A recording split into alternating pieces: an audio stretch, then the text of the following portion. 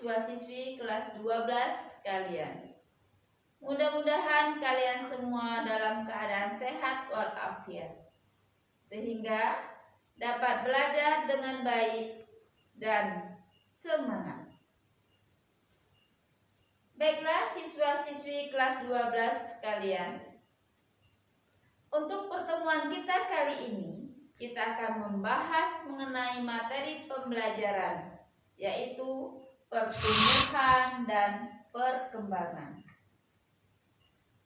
Untuk materi ini dibahas menjadi 2 kali pertemuan. Ini adalah pertemuan pertama. Adapun tujuan pembelajaran dari pertemuan pertama ini adalah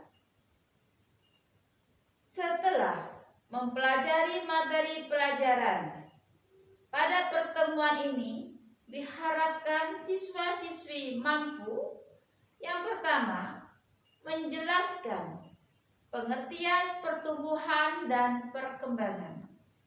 Yang kedua, menjelaskan faktor-faktor apa saja yang dapat mempengaruhi pertumbuhan dan perkembangan, khususnya pada tumbuhan.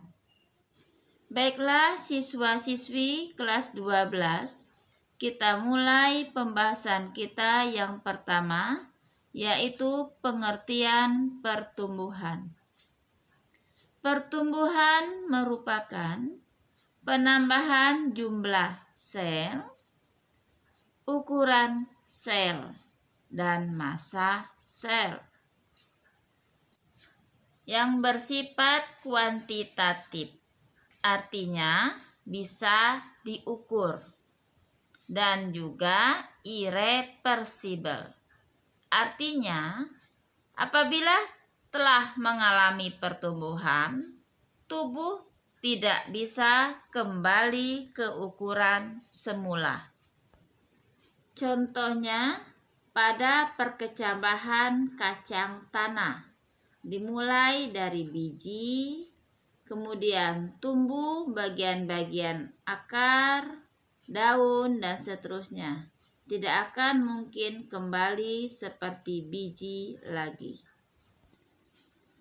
Selanjutnya, pengertian perkembangan.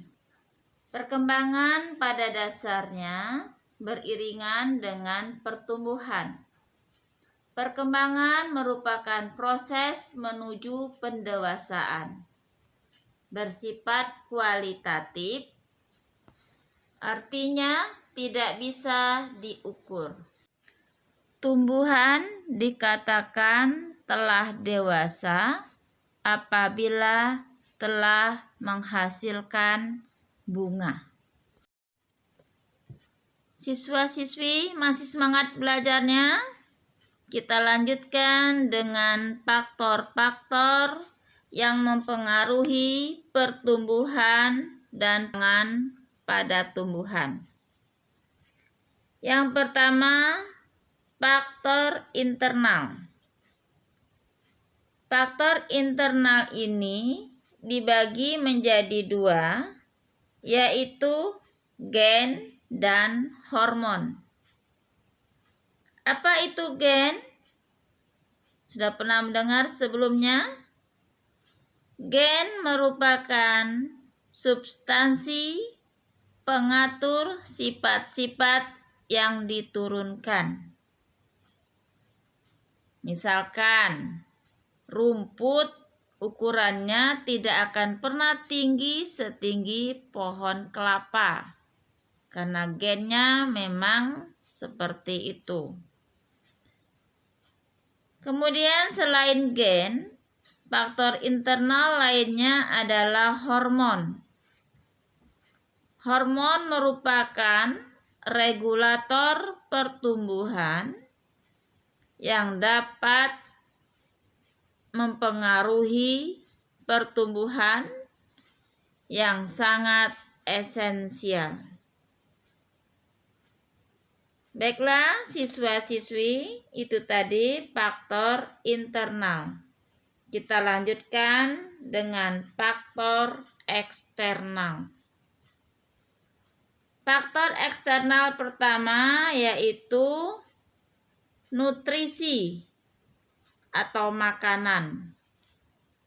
Setiap makhluk hidup membutuhkan makanan.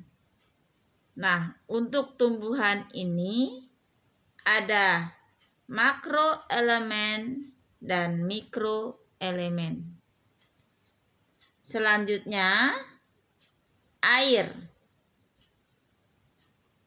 Jelas, air berfungsi untuk fotosintesis, mengaktifkan reaksi metabolisme sel, menjaga kelembaban, dan membantu perkecambahan biji.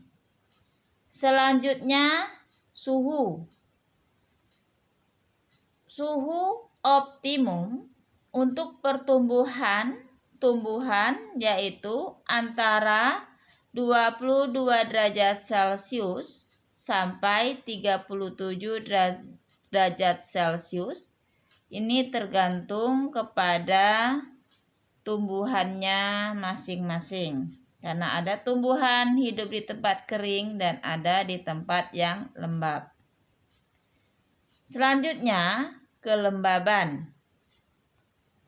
Kemudian oksigen, dan oksigen ini jelas untuk proses pembakaran di dalam tubuh untuk menghasilkan energi. Dan yang penting juga yaitu cahaya. Yang jelas kita mengetahui untuk membantu proses fotosintesis. Demikian pembelajaran kita hari ini, yaitu mengenai pertumbuhan dan perkembangan. Diharapkan siswa-siswi dapat memahaminya. Apabila kurang paham, kalian bisa bertanya secara pribadi ke WA Ibu. Kemudian, untuk mengetahui apakah kalian telah paham, Ibu akan memberikan tugas kepada kalian.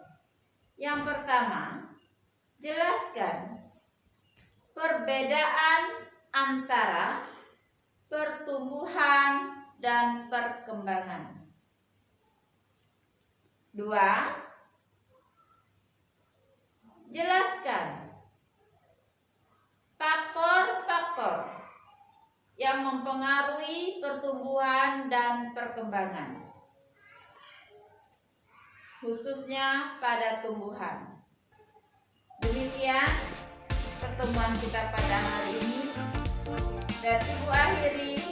Wassalamualaikum warahmatullahi wabarakatuh.